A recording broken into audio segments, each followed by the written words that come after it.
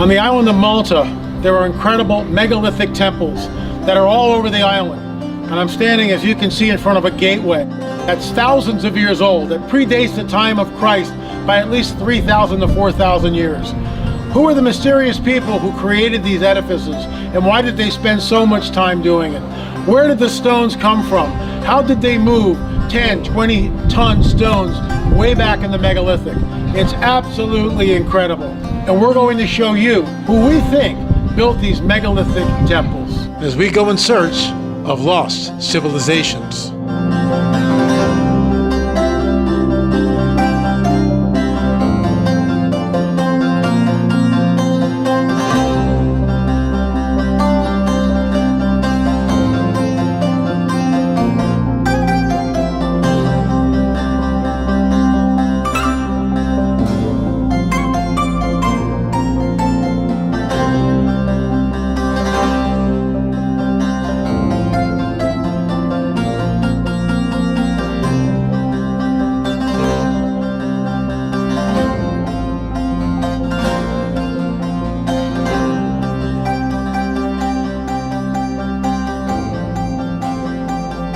And this is the Golan Heights. This is the Golan Heights, yeah.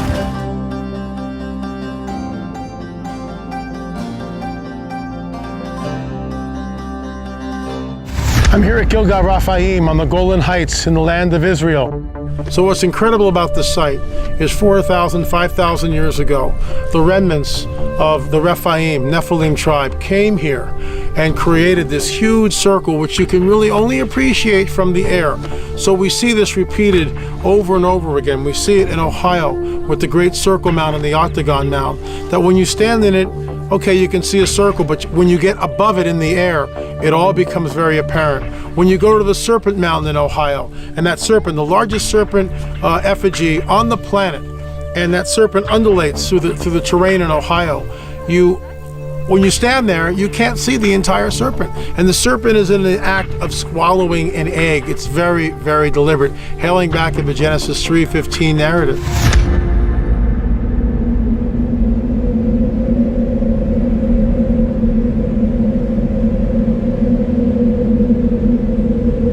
So you can only see these sites from the air.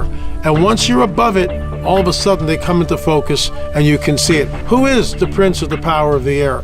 And what's amazing is there's a bias in archaeological circles and academic circles and universities, anthropologists, and basically it's this: there is no supernatural.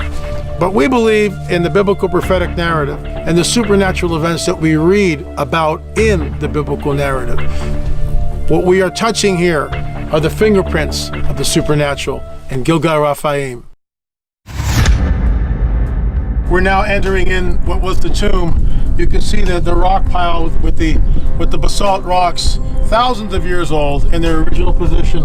Let's hope it lasts and we don't have a collapse, okay?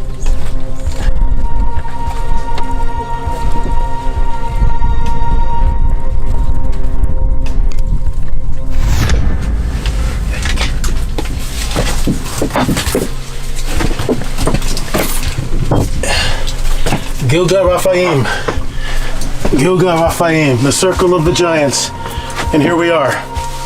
Unbelievable, Mondo. Watch your head. Yeah, watch my head. Unbelievable. Yeah. We're inside the cairn of Gilgal Raphaim. It's a very small, tight quarter, as we can see here. Look at the rocks. Look at the size of the one over the roof here. Extremely deliberate, placed here thousands of years ago, and yet we see that it's unmoved in spite of all the earthquakes in the area. In my opinion, Mondo, that this is a Nephilim site. Your thoughts?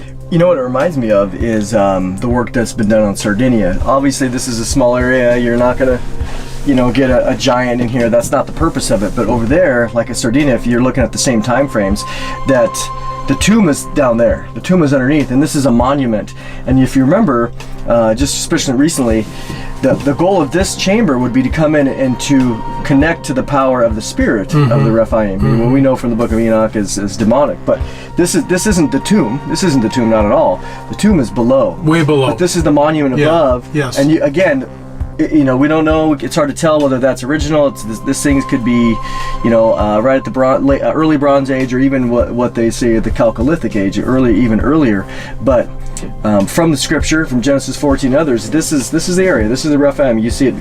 This area appears first, besides Genesis 6 and Genesis 14, for the kings of that battle with the kings of Sodom, them coming down, and it says they came through the area of the Rephaim. So to me, this is an impressive sight above, pointing to something below. And just so you know, this has never been excavated. I mean, they've done some excavations in it, but they've never dug down with a shaft like 10 or 12 feet. Correct. And I would propose that if someone dug down here, you would find the bones of the giants. Yeah, this is very similar to Sardinia, the Negaraji Empire that they have over there, with the monuments that they have there. So we're standing on this high place on the island of Sardinia. Behind us, the tomb of the giants.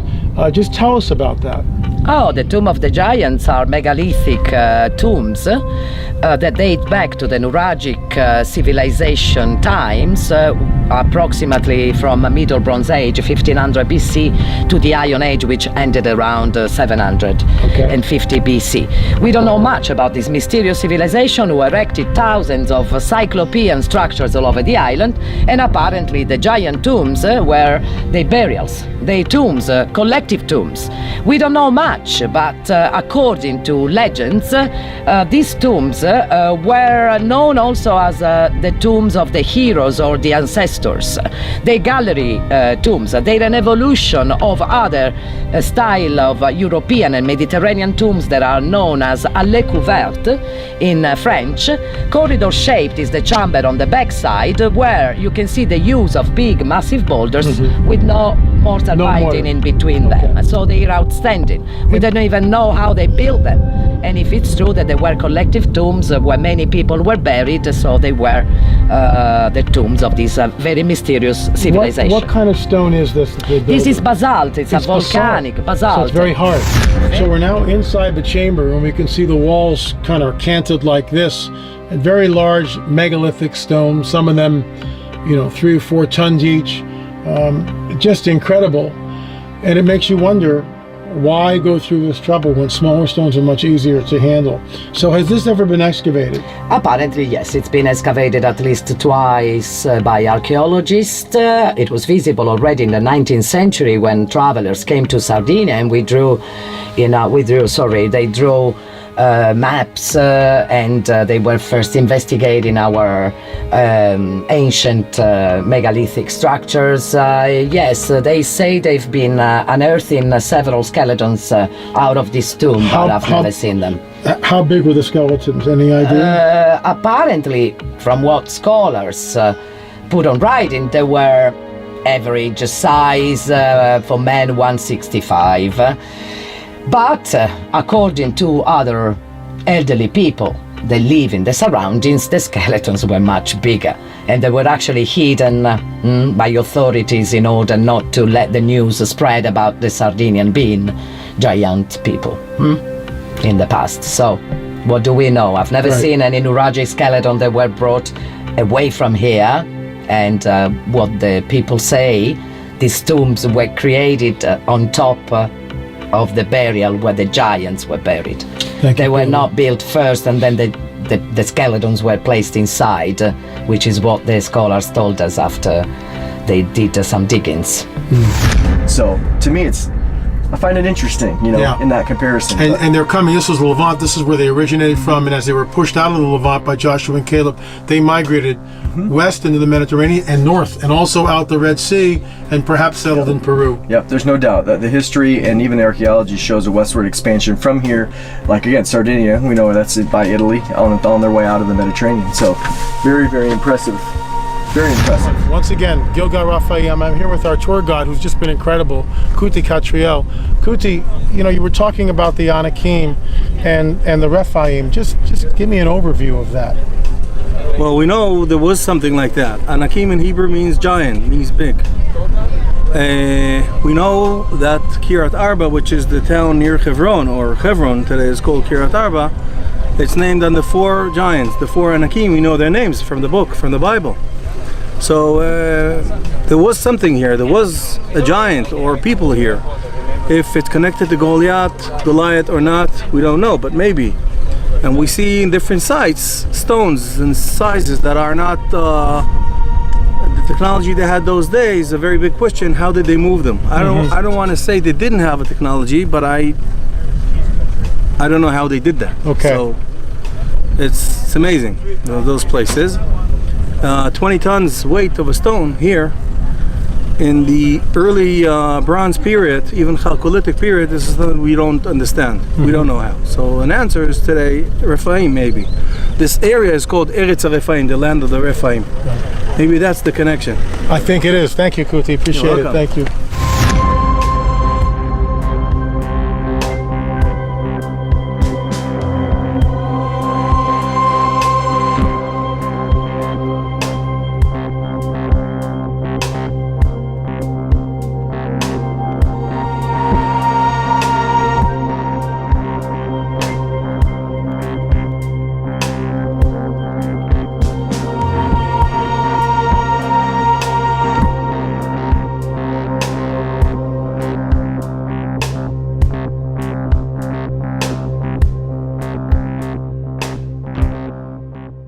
On the island of Sicily, there's an ancient temple dedicated to the goddess Diana. However, many believe that this temple is far older and may, in fact, point to the Phoenicians as its builders. I met up with Giorgio, my guide, and we made our way from Palermo, Sicily, to this temple site, which was situated on one of the highest parts of the island. Are these ancient ruins the remnants of the Nephilim, who we believe were fleeing the Promised Land during the conquest by Joshua and Caleb? We think so. And ancient temples like this tell of a civilization that is lost to us, yet we still see the amazing stone structures standing like silent sentinels that remind us that there is a hidden history whose vestiges lay in plain sight. Well, talking about the Phoenicians, we know that the Phoenicians were known in the past because they were used to have among their rites human sacrifices. This is a bit controversial because we have different theories about this aspect of the Phoenician culture. It's true that all the main Phoenician, later Carthaginian sites have a special cemetery, a special necropolis called Tophet. The Tophet was dedicated to children. So there we found the tombs of these children, and the tombstones were actually describing the sacrifice of these children to Baal Ammon. So what we have over here are a few of the inscriptions that we've found on the site. This one right here is Iberian Punic, and actually it was found by Jim Whittall. And actually we had Dr. Barry Fell up on our site. He took a look at some of these inscriptions and translated them himself. This one right here reads basically from right to left to Baal of the Canaanites. This is in dedication. So I gotta stop you. Hold on. Which one reads to Baal? Yeah, so this one right here. So this is so this is the actual stone. And then we have a plaster cast above that just kind of highlights it. And this reads to Baal? That's correct. Yep. And Tell me one more time again what it says. Yeah, so to Baal of the Canaanites, this is in dedication.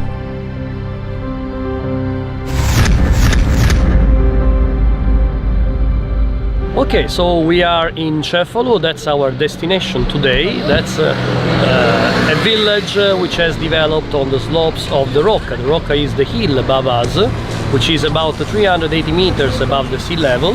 And we will take a trail from the village itself, leading us to the top of the Rocca, where actually the megadeitic temple of Diana is. The position is really strategic and overlooking the Tyrrhenian Sea from the northwestern coast of Palermo to the east-western coast of Messina. So Giorgio, we're standing here, these megalithic walls, high atop the place, on top of this incredible rock, just outside the city of Cefalo, on the island of Sicily. and we see these megalithic blocks, these huge stones that were placed about 900 BC. So we're almost looking at 3,000 years ago. This was the Temple of Diana, but we all know that Diana comes from the Romans, and it goes back and back and back. Correct. This place has always been a religious building starting in the 9th century BC, where there was just a sanctuary to protect a very important source of fresh water. So water is definitely important in developing life and the village around this area. So from the cistern, which is dating back to the 9th century BC, we arrive to the 5th century BC, where they developed the building that we are looking at today, 2 rooms and actually a corridor which is connecting the cistern with the main front gate. This corridor is facing west, in line with the sun movement, especially during the equinox. So once again, megalithic stones weighing 4, 5, 6 tons, and this is an ancient temple. It goes back right into the time of the Nephilim, and that's why we're interested. In a high place, we hiked a good mile up this circuitous trail to get to this area. And what we see at many other temple sites, that the original builders were long gone, and then other cultures move in and reshape the stones and create a temple to their god or goddesses. Well, here we are just above the oldest section of the so-called Temple of Diana. This part apparently dates back to the 9th century BC, and here we can see how they were collecting rainwater coming from the top of the rock just above us, and the top of the cistern was actually capped with megalithic stones. These stones are at least 2.5 meters long, so really gigantic pieces of stone.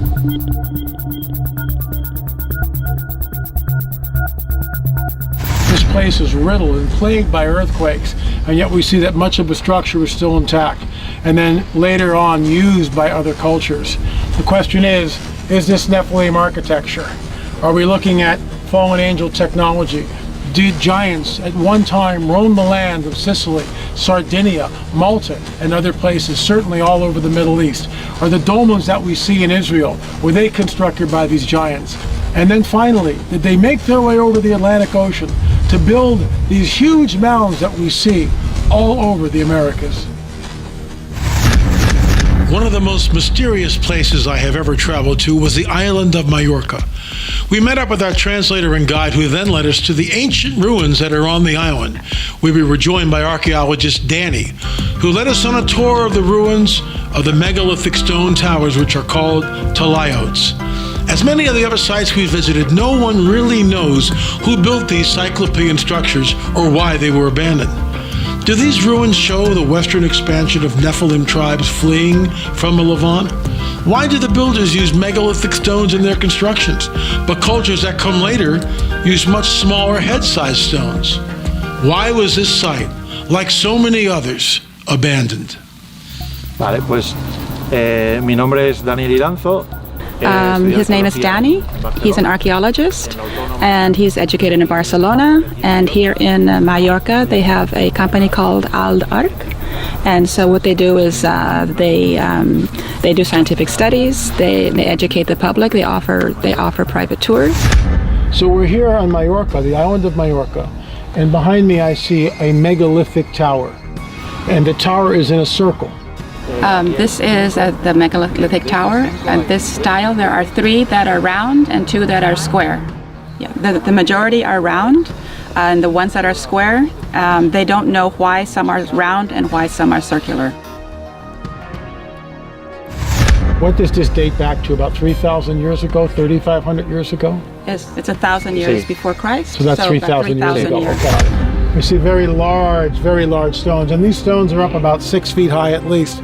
The question is, we all know the ramp theory, where they build a ramp and the oxen drag it, and then the ramp disappears. So my question is this: has there been any evidence of an actual ramp being built for any of these edifices? ¿Hay evidencia de una rampa que han utilizado para edificar estos No hay evidencias. Sería un poco la ciencia o la razón, pues igual que las pirámides, una gran construcción necesita, y se han hecho pruebas, Es decir, se hacen hoy pruebas para ver si es posible, pero realmente en este caso no se han Yeah, encontrado. no, there's no evidence. No evidence of no. a ramp. No, but as scientists and common, Right. sense. Because they have to Experimental, figure porque se out. llama experimental archaeology. Yeah, So, experimental. in other words, to make a ramp would require a lot of work, just like the ramp for the Great Pyramid. Sí. Hacer una rampa es mucho trabajo, como la rampa de la Gran Pirámide. And 3,000 years ago, before the Iron Age, there's no shovels or picks or anything like that to get the dirt to make the ramp. Yeah. And then how would you compact the ramp? So, Yeah. so the locals have a name for the tower behind me. What is that name? Well, Sí, known estos as son- talayots, realmente se llaman but the talayots. local people call them the Conoce como la- towers of the giants. Towers of the Giants. For the difficulty in moving these stones. Okay. Tell Danny that I think the locals know more than the modern day archaeologists. No offense taken. Piensa que los locales a lo mejor saben más que los arqueólogos. Sí. Sin ofender. Por eso, no.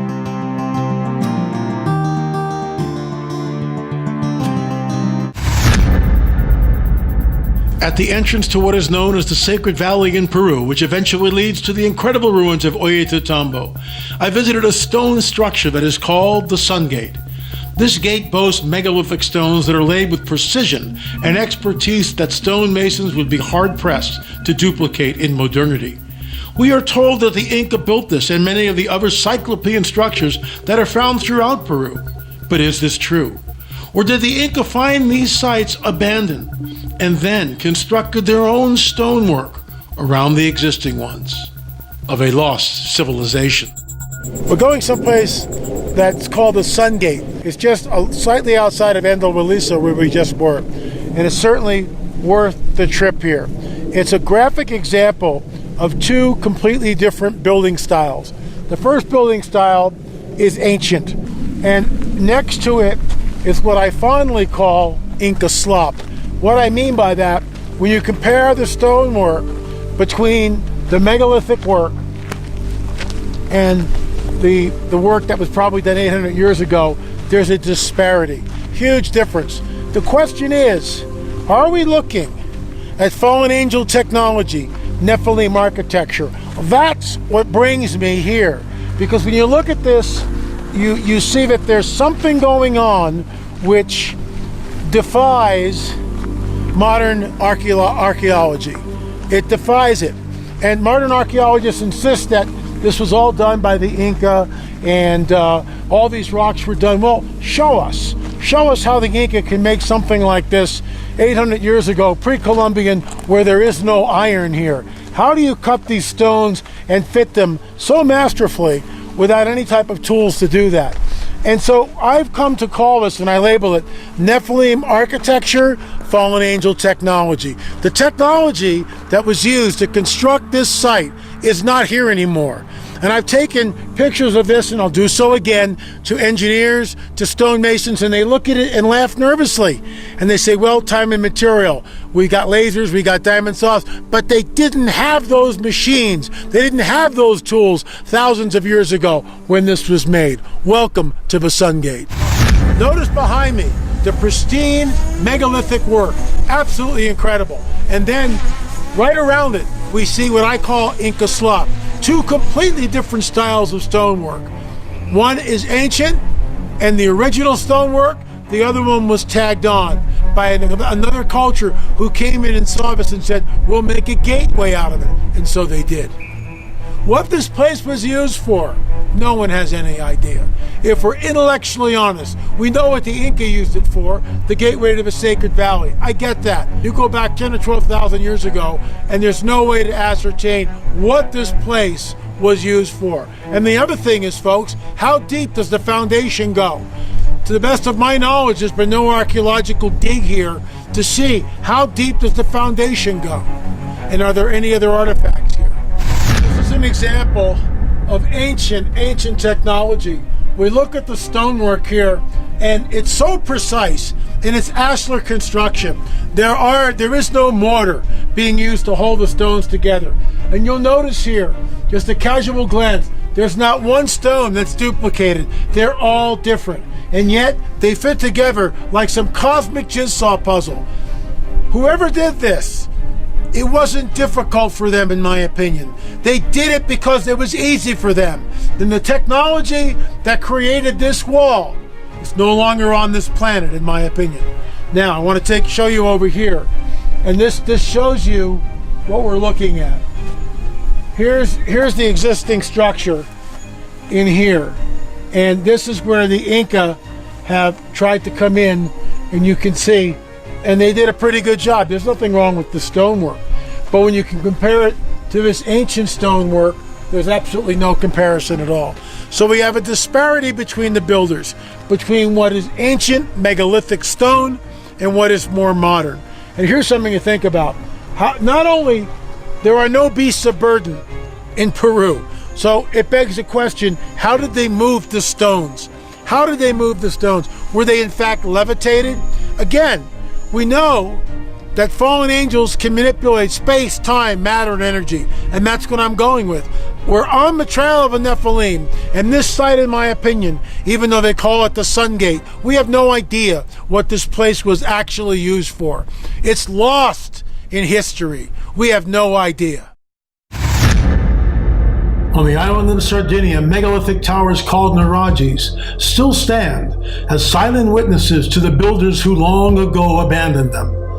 There were once over 10,000 of these towers on the island, and they are unique, as Sardinia is the only place on this planet where these towers are found. Like many other sites I have visited, no one knows who built these impressive towers, what they were used for, or more importantly, why the builders just vanished.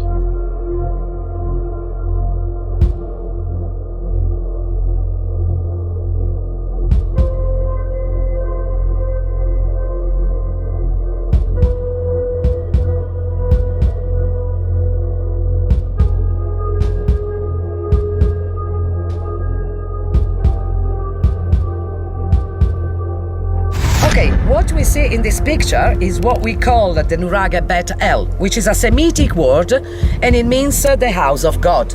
It was found in the largest hut of the Nuragic settlement in Balumini, and it was a hut with a stone bench around, the largest one of the village, which was probably the council, the parliament hut, where the different chiefs of the different clans would gather to take important decisions, decide about strategies, and they worship the Nurage. You see, they just placed it at the center of the council hut, as if they had to refer all their ideas and strategies on the Nurage. Or, if it's true that this place was abandoned because of a natural disaster and the people moved away, and the descendants of those who left came back, they worshipped the time when the Nurage was at its maximum flourishing times. Probably the Nephilim who built, these big megalithic structures were worshipped. And so the Nurage represented what they left on this island. And the descendants of those who first built the Nurage came back and worshipped the time when the Nurage was the place where the gods lived. Go ahead. Look at this. This is the ideal reconstruction of the Nurage and its towers. Amazing. Imagine that this was built between the Bronze Age, 1500 BC, and the Iron Age. Can you imagine? Really impressive and imposing structures being built by mysterious prehistoric people. Nah, doesn't make sense. These were supernatural people. This is the ideal reconstruction where all the towers were really standing the way they were originally, with the corbel stones that supported another balcony which is not preserved in any of the Nuraghe that are found all over the island of Sardinia. As we go down, please check. Here you have a kind of protuberance where you can hold. Go down sideways because it's better. Okay. Have your hands free. Okay. So we are now in one of the 4 cardinal towers, because they were actually set at the cardinal points: north, south, east and west. This is the eastern one, and it has a peculiarity, something that we don't find in the other towers. And originally they didn't notice this straight away because there was a stone slab, but Professor Liliu noticed that this very long stone resembled one of the lintels that you find at the entrance of the towers. So he was quite surprised, and if I can have a torch or a lamp, I'll show you. He removed the stone slab, which obstructed the entrance here, and he found a hidden little chamber. Come closer and I'll show you. With a small core bell vault, exactly like the bigger towers. Look at this. A person like me, and even a little taller, crawling, can even stand inside there. It was a hidden chamber where they found lots of bronze weapons and even a double axe. The cult of the double axe is also common to the Mycenaean, and the Mycenaean from Crete and its, the Cretese and Mycenaean constructions have a lot of similarities with the Nuragic megalithic towers. So as you can see, here is a reconstruction of the central tower, where you had 3 different tholos chambers. Tholos is a Greek word that is used also in the Mycenaean architecture, but whereas there it was used as a vault for tombs and temples, we don't know the purpose and the origins of these Nuragic towers. This is the ground floor chamber with the ogive Tholos vault. It's a core bell vault, very well preserved. And as you can see, you see the chamber that starts very big, with quite big rings of stones that diminish and decrease in size, going towards the vaulted roof, the so-called tholos or core bell vault, where the vault is closed by a sort of keystone. But here you have another story on top, another smaller chamber in between the 3 different chambers of what it was the central keep.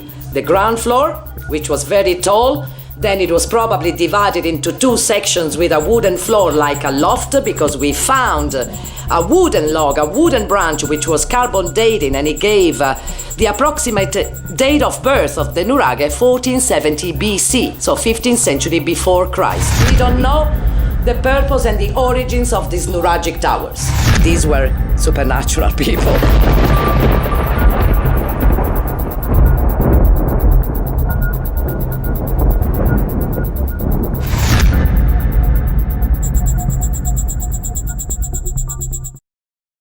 I'm standing here in what is one of the oldest cities in the Americas. It's called Corral. The site boasts a series of pyramids and was inhabited about 5,000 years ago, making it the oldest city in the Americas. It now lays in ruins, and no one knows why whoever built the site seemed to vanish, leaving no trace of where they went. Like many sites we have visited, Corral had advanced geometry, architecture, knowledge of the solstices and equinoxes, and what remains enigmatic is that there is seemingly no pre-existing culture. In other words, this complex of pyramids with causeways, ceremonial platforms, and large level plazas arose all at once, and then for reasons that are hidden from us, was abandoned. Here is yet another ancient civilization that seemed to just disappear. Armando Gonzalez and I are here in Corral in Peru. We are in the midst of this very large, complex pyramidal site, which dates back over 5,000 years. It's really incredible.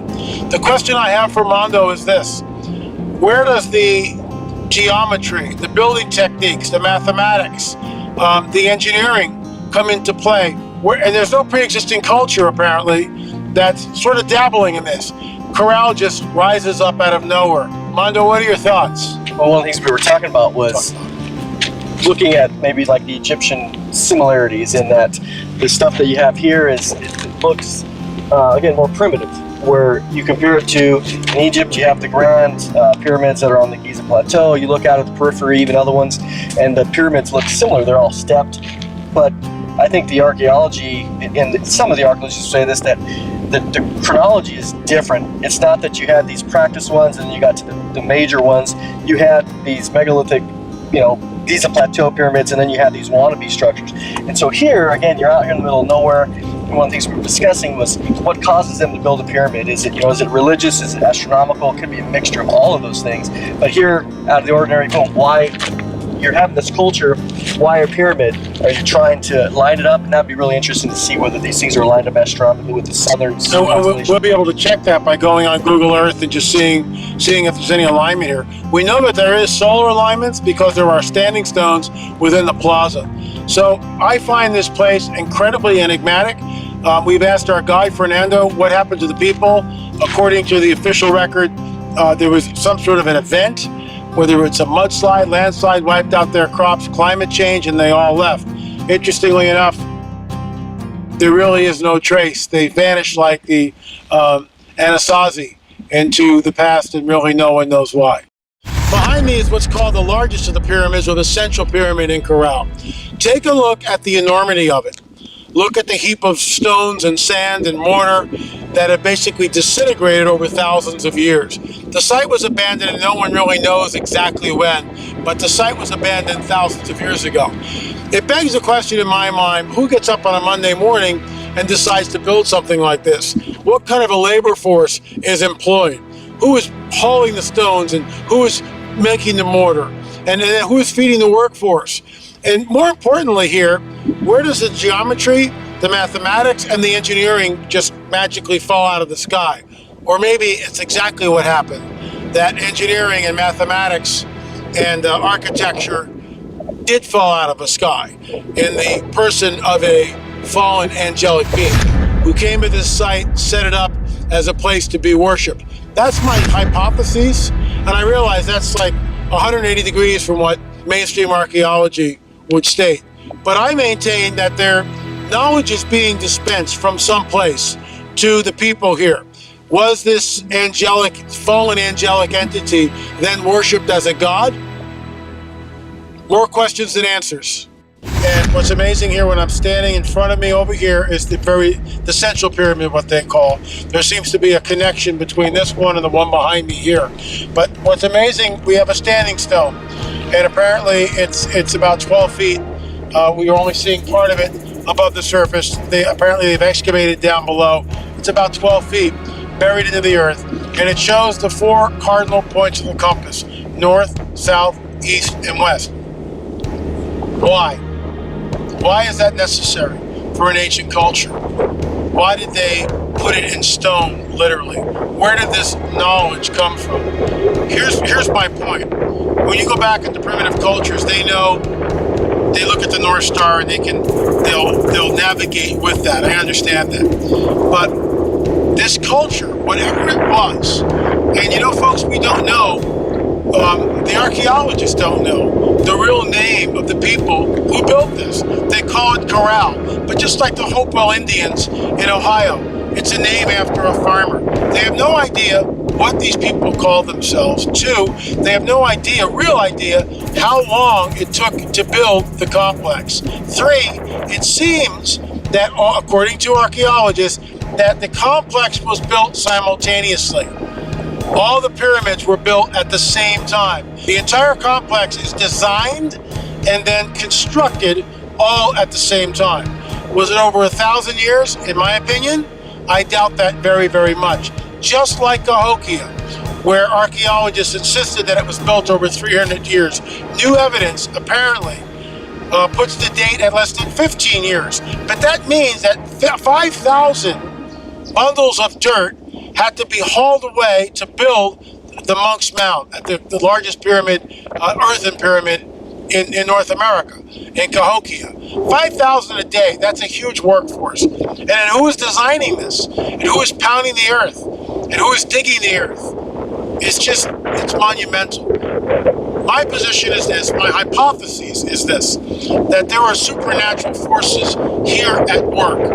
What we're looking at is the vestiges of those supernatural forces, although we don't understand how and why. But neither does mainstream archaeology. They have just as many questions as we do. He saw a spirit here, women's, dark-haired, long, but they disappear after the time, and the police told him that appearance, that spirit, that experience to him. They were very, very afraid. Of course they were. I visited the ancient site of Norba, Italy, which is about an hour's drive outside of Rome.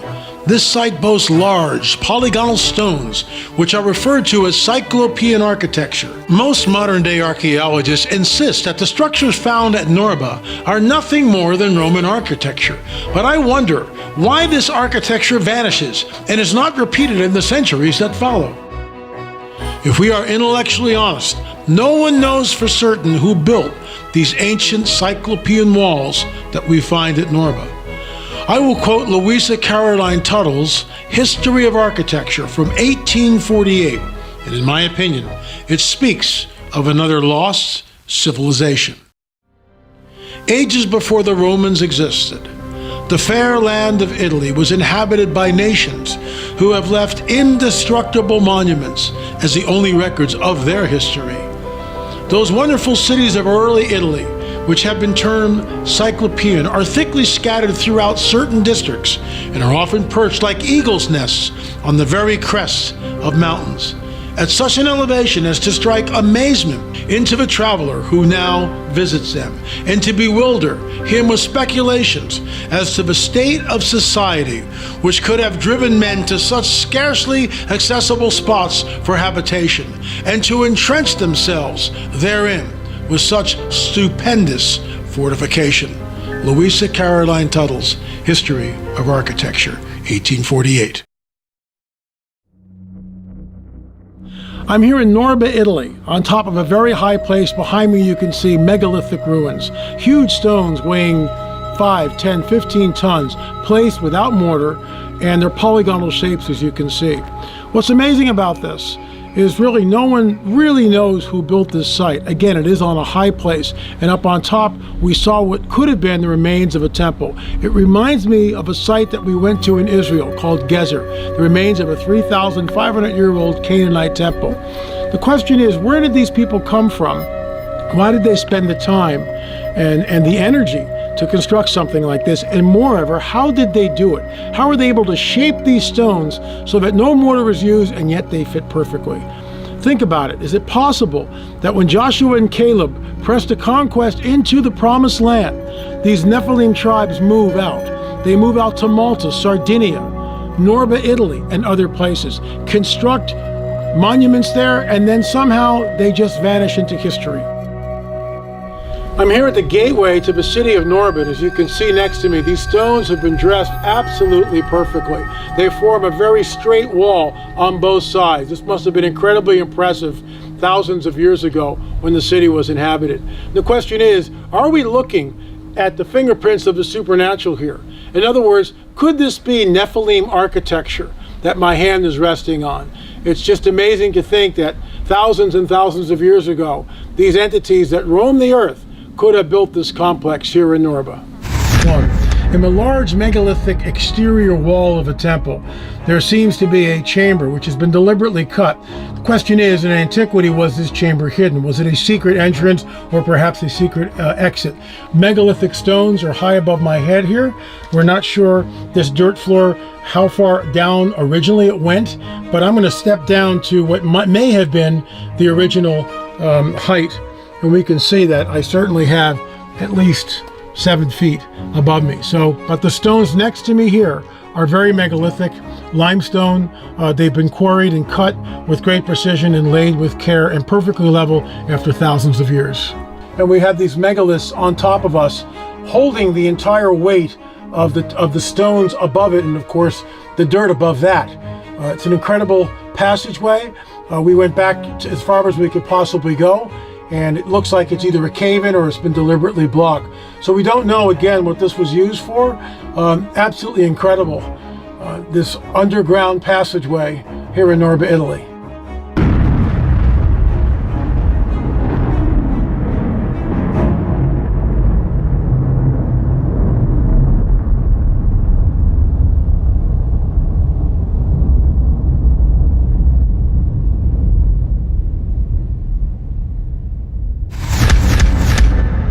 Armando Gonzalez, thank you so much for coming on the record. You are a biblical archaeologist. Why don't you just explain that really quickly, what that means? All my training was done in the context of the ancient Near East, So we studied and researched everything from all the Levant, you know, Mesopotamia, down into Egypt, up into Turkey, all the ancient histories, and basically looking at all the ways in which the Bible speaks about certain nations, countries, locations, geographies.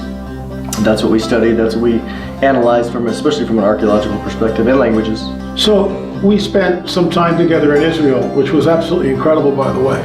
And I'll never forget, it was on my bucket list to go and see Gilgal Raphaim, the wheel of the giants. And you and I did that, and of course we went into the tomb, and you know, we conversed about that while we were in there.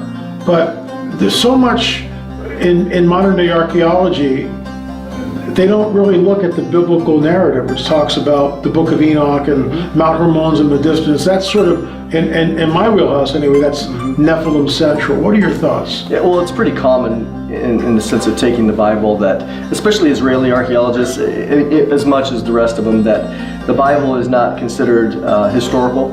So if there is some correspondence between what the narrative says and what you find in the ground, you know, they'll relegate it to tradition or history or simply just myth or rumor that has come down through the ages, but they're very clear about not looking to the Bible to find truth. We look at it a little bit different, you know, I mean, certainly having the training and understanding all of it, but you know, you can see that the Bible has a tremendous amount of correspondence to what's there.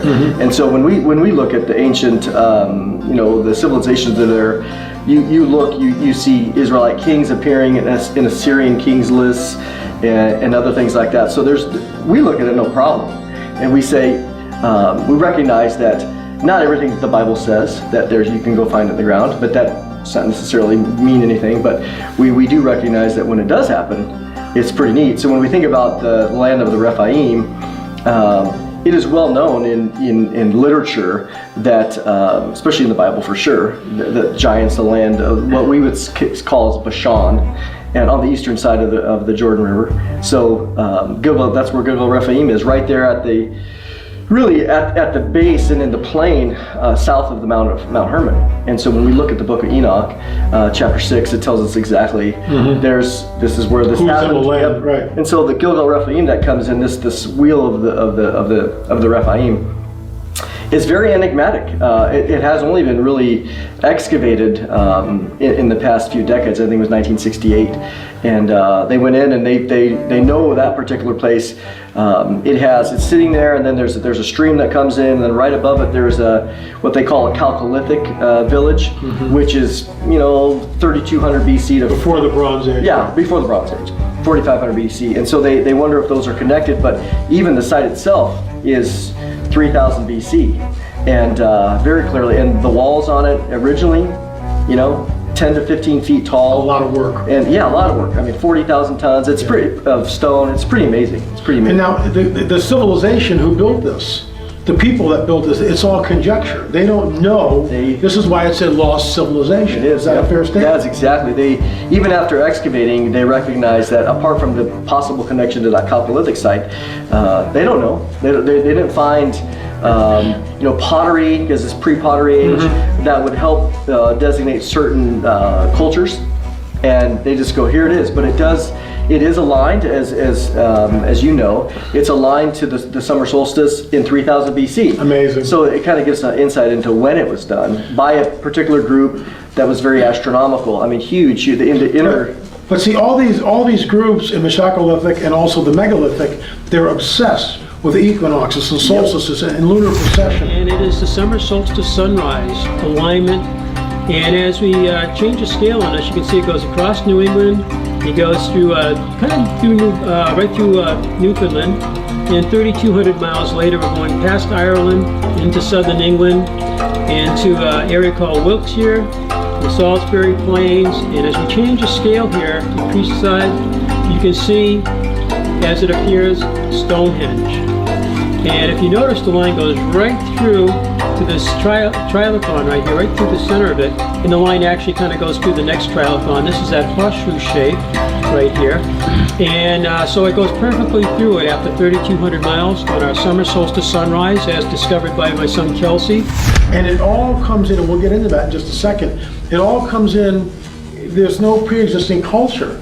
It's all this information is just like bam, and there it is. Which brings us to Corral, Peru, north of Lima, the oldest city in the Americas. I think it dates back 5,000 years, and you and I spent a lot of time there wandering around the pyramids. It was so windy, it was very difficult to record anything, which is why we're talking about it now. But again, we see solar alignments, lunar alignments, we see advanced mathematics, we see precession. It all, and there's no pre-existing culture. And this, again, is a lost civilization. No one knows who these people were. Your thoughts? Well, you see this consistency between going to Egypt, 3000 BC, the Old Kingdom begins. You go to Mesopotamia, the original Babylonian, kingdom begins. You go into China, you go into India. So they're kind of wondering, what about the New World? What about the New World? And so they had gone and studied Mesoamerican archaeology, and there's a place called the Casma Valley where they found this huge pyramid beginning, but they dated it 1500 BC because of pottery and other things. Well, then they wondered, well, what else? That certainly can't be the original of the civilization because it doesn't match worldwide. So then it wasn't the Corral site really was first discovered early 1900s, but not excavated until the 90s. Amazing. And so when the archaeologist went there, she found these reed bags which were able to be carbon dated, and they carbon dated it to 2630 BC, and all of a sudden, boom, it jumped 1100 years prior to the Casma Valley, and all of them have many consistencies, but one of the major one is megalithic structures, monuments, pyramids. They had a pyramid there in the plaza. It's 150 acres. It's just huge out of nowhere. And secondly, no armor, no weapons, no battlements, no fortifications. This civilization jumps up from nowhere, and then vanishes. And then 1,000 years later, it's a lost civilization. Yep. Which, let's hop back over to Israel again. We went to a place called Tel Gezer, sort of an out of the place, off the map. In fact, our tour guide Cootie was going, "Why do you want to come here?" He was like really perplexed by that. And we saw an ancient Canaanite village, but again, there's a tunnel which goes deep into the earth, and apparently it continued a good ways, and then part of it collapsed, so they were afraid. We want to go back into that tunnel, but the tunnel was 20 feet tall. And why does a 6-foot Canaanite guy need a 20-foot tunnel? Your thoughts? Well, in addition to that, there's this consistency with the standing stones that we saw there that again are very astronomical, which match, again, the Middle East, Levant, Egypt, just grand things, large, Gilgal Rephaim there, the center is 21 feet plus tall. So you have all these gigantic, large societies, or at least as the way that they build, and you begin out of nowhere. The ziggurats, in Babylon, and in the Mesopotamian era, same thing. What do we have with all this? I find it interesting that when you do venture off from, biblically speaking, from the text, okay, not necessarily archaeologically in what we can show, but they come off the ark in roughly 3300 BC, and all of a sudden, boom, you have these cultures originating and expanding immediately from no previous cultures.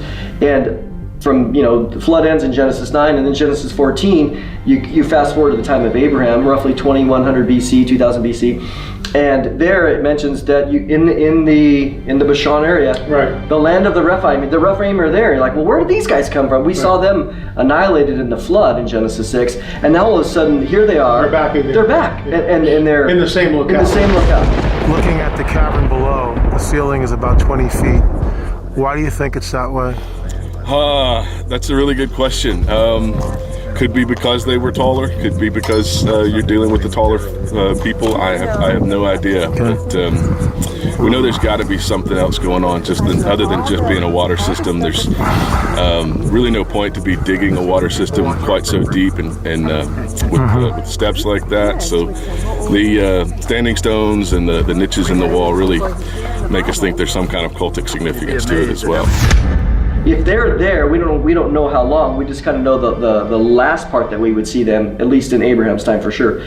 But there's Gilgal Rephaim. right there, which if it has a 3000 BC date, you wonder, this was the land of the giants. Mm-hmm. And here, right there, you have this grand, very astronomical construction.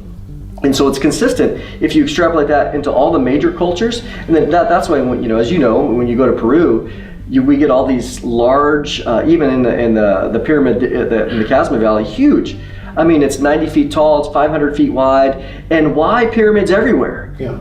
There's of like a course, central origination of some kind. and the civilization comes in, there's no pre-existing culture, all this just comes, ready-made to go, and then poof, it's gone. And it's gone. And no one knows what happened to it. And I find that just incredible. These really are lost civilizations, and it is global.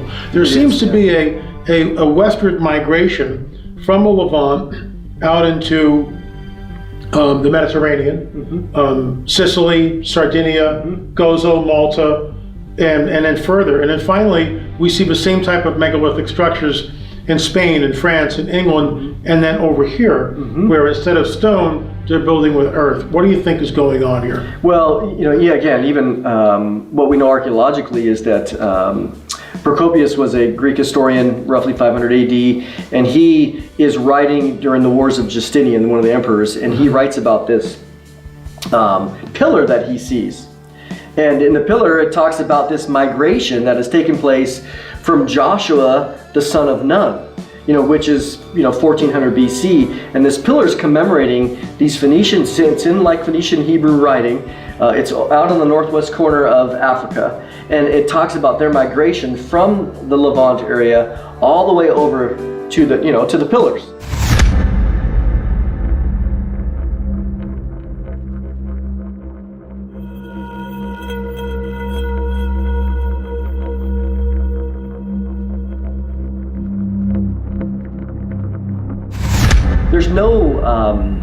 There's no lack of, again, archaeological information there as it relates to showing an ancient source. Secondly, as we know from our work, looking at the people of Caracas, that we've clearly demonstrated, or at least the data clearly demonstrated, a migration from the Black Sea area, from the Middle East. So the data is there. It's not lying. It doesn't even require interpretation. It's just what it says. It is what it is. So you and I were underneath the Temple Mount, and in that tunnel, they call the rabbinical tunnel, there are these humongous stones. I mean, absolutely, they're megalithic.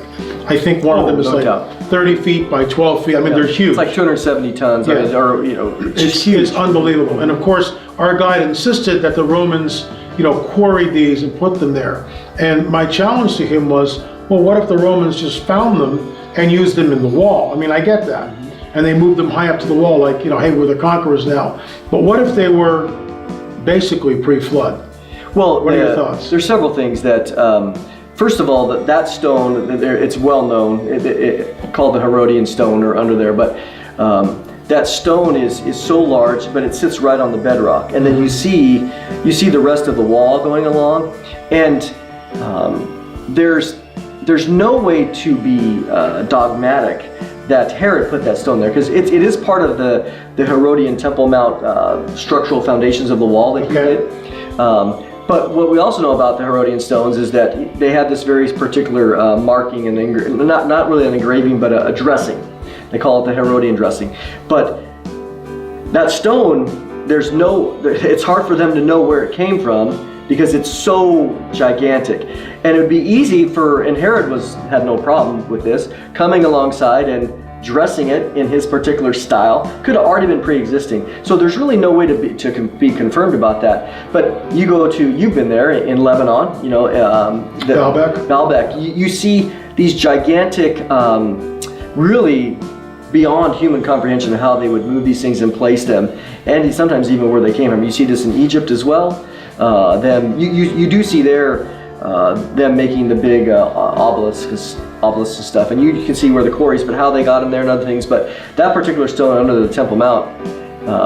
And you're speaking of pillars and monuments. And yes. We talked about the obelisk in the Vatican Square. Yes. Which is out of red granite, which came from Heliopolis, Egypt. Yeah. And well known, yeah. I think it's Nephilim architecture, because you can't create something like that thousands of years ago. You can't cut the granite. Your thoughts? Yeah, same thing. Everywhere we go, you've been there in Peru and Sacsayhuaman and other places where you see the technology as if, especially the polygonal perspectives where it's almost like they poured them into place or the way that they... But they didn't pour them. Yeah. But they didn't. No one knows how it was built. So all of these things, whether it's potential saw marks that you see in some of these places that look like these tremendously huge, more than a person-sized blades. That's the only way that we would do it through our lens of trying to understand where you have these straight, smooth cuts. Straight, I know. And then it's like, oh, they were done, but the extra cut was still there. So the technology from these places all at once, springing out of nowhere. So the fact that we have a worldwide monuments, large megalithic structures coming out of nowhere, as well as the consistency with the pattern that the Rephaim are there already after the flood, it's provocative at the least. And so we have the text that helps us, but we also have the archaeology that's consistent everywhere. Boom. And the remnants of these lost civilizations are all over the globe. Yeah. When I look at it, I find it too coincidental that we have after the flood, from our perspective, this original source that spreads of information, of technology. This isn't even pre-flood. I mean, we do know about the Book of Enoch with the pre-flood, but even post-flood, we have the Rephaim, as you get a book coming out on it, talking about the Rephaim being there again. Very early on, I find it interesting that when Moses writes this, the flood is over in Genesis 9, Genesis 10 is the Table of Nations, Genesis 11 is the Tower of Babel, and then, boom, there's the Rephaim again. And so you have right there this idea of, we know that in the days of Peleg, the earth was divided. So was there this technology that spread into all the different cultures? And it all seems extremely consistent, right around 3000 BC. And one more thing, just in the Americas, we have these alleged tribes called the Hopewell and the Adena, but no one really knows what they even call themselves.